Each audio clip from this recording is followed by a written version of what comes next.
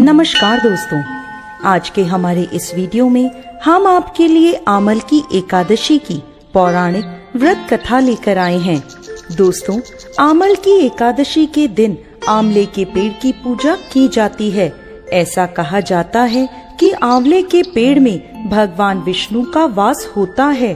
भगवान श्री कृष्ण ने गीता में कहा है, मैं वृक्षों में पीपल के समान हूँ तथा तिथियों में एकादशी के समान हूँ, जो मनुष्य के लिए कल्याणकारी है।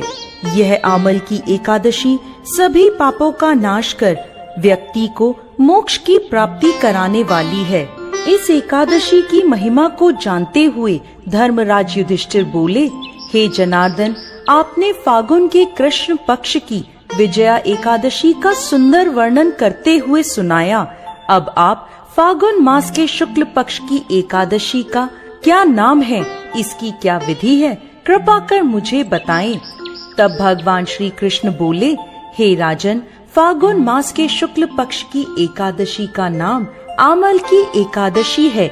इस व्रत के करने से समस्त पाप नष्ट हो जाते हैं तथा इसके प्रभाव से 1000 गोदान का फल प्राप्त होता है। इस व्रत के करने से समस्त पाप नष्ट होते हैं। हे राजन, अब मैं आपको महर्षि वशिष्ठ जी द्वारा राजा मानधाता को सुनाई गई पौराणिक कथा सुनाता हूँ, ध्यान पूर्वक सुनिए। राजा मानधाता बोले, हे वशिष्ठ जी, यदि आप मुझ पर कृपा करें तो किसी ऐसे व्रत की कथा कहिए जिससे मेरा कल्याण हो।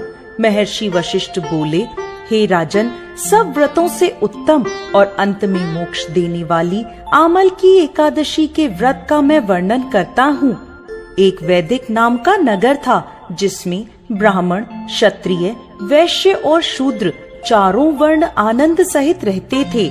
उस नगर में सदैव वेद ध्वनि गूंजती रहती थी तथा पापी, दुराचारी, नास्तिक लोग उस नगर में नहीं रहते थे। उस नगर में चैत्रथ नामक चंद्रवंशी राजा राज्य करता था। वह अत्यंत विद्वान तथा धर्मी था। उस नगर में कोई भी व्यक्ति दरिद्र व कंजूस नहीं था। सभी नगरवासी विष्णु भक्त थे तथा एकादशी का व्रत किया करते थे। एक समय फागुन मास के शुक्ल पक्ष की आमल की एकादशी आई। उस दिन उस नगर के राजा ने, प्रजा ने तथा बालक और वृद्धों ने सब ने मिलकर हर्ष पूर्वक व्रत किया।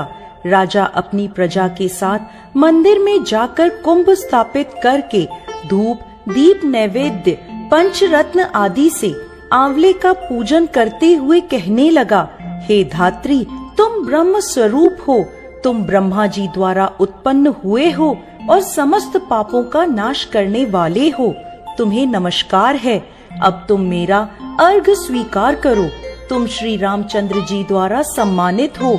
मैं अपनी प्रार्थना करता हूँ, अतः आप मेरे समस्त पापों का नाश करो। उस मंदिर में सब ने रात्रि में जागरण किया। रात के समय वहाँ एक बहेलिया आया जो अत्यंत पापी और दुराचारी था। वो अपने परिवार का पालन जीव हत्या करके किया करता था। भूख और प्यास से अत्यंत व्याकुल वह बहेलिया उस जागरण को देखने के लिए मंदिर के एक कोने में बैठ गया और विष्णु भगवान तथा एकादशी महात्म्य की कथा सुनने लगा। इस प्रकार अन्य मनुष्यों की भांति उसने भी सारी रात जागरण करके बिता दी। सुबह होते ही सब लोग अपने अपने घर चले गए तो बहेलिया भी अपने घर आ गया। घर आकर उसने भोजन किया। कुछ समय बीतने के पश्चात उस बहेलिये की मृत्यु हो गई, मगर आमल की एकादशी के व्रत तथा जागरण से उसने राजा विदुरथ के घर जन्म लिया और उसका नाम वसुरथ रखा गया। बड़ा होने पर जब वसुरथ राजा बना तो उसकी एक बहुत विशाल सेना थी जो धन धान्य से परिपूर्ण थी। वो 10,000 ग्रामों का पालन करने लगा। उसका तेज सूर्य के समान था। उसमें चंद्रमा के समान कांति थी।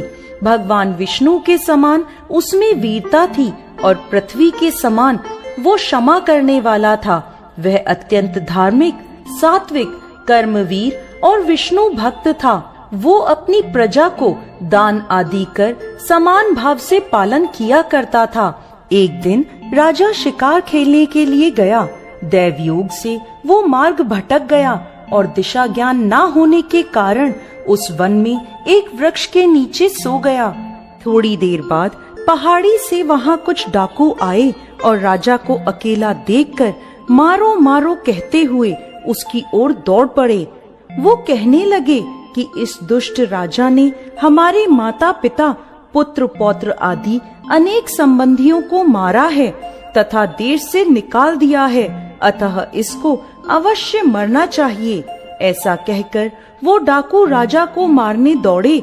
अनेक प्रकार के अस्त्र शस्त्र उसके ऊपर फेंके। ये सब अस्त्र शस्त्र राजा के शरीर पर गिरते ही नष्ट हो जाते और उनका वार पुष्प के समान प्रतीत होता। अब उन डाकुओं के अस्त्र शस्त्र उल्टा उन्हीं पर प्रहार करने लगे, जिससे वो डाकू मूर्छित होकर गिरने लगे। उसी समय राजा के शरीर से एक दिव्य स्त्री उत्पन्न हुई। वह स्त्री अत्यंत सुंदर होते हुए भी उसकी भ्रकुटी टेढ़ी थी। उसकी आंखों से लाल लाल अग्नि निकल रही थी, जिससे वह दूसरे काल के समान प्रतीत होती थी। वह स्त्री डाकुओं को मारने दौड़ी और थोड़ी ही देर में सभी डाकुओं को मार दिया। जब राजा की नींद खुली तो डाकुओं को मरा देखकर वो सोचने लगा कि इन्हें किसने मारा, इस वन में मेरा हितैषी कौन है। वह ऐसा विचार कर ही रहा था कि तभी एक आकाशवाणी हुई, हे राजन, इस संसार में विष्णु भगवान के अतिरिक्त कौन तेरी सहायता कर सकता है। इस आकाशवाणी को सुनकर राजा अपने राज्य में आ गया और सुख पूर्वक राज्य करने लगा। महर्षि वशिष्ठ आगे कहते हैं, हे राजन, यह आमल की एकादशी के व्रत का प्रभाव था। जो मनुष्य इस आमल की एकादशी का व्रत करते हैं वह प्रत्येक कार्य में सफल होते हैं और अंत में विष्णु लोक को जाते हैं। जय श्री हरि विष्णु।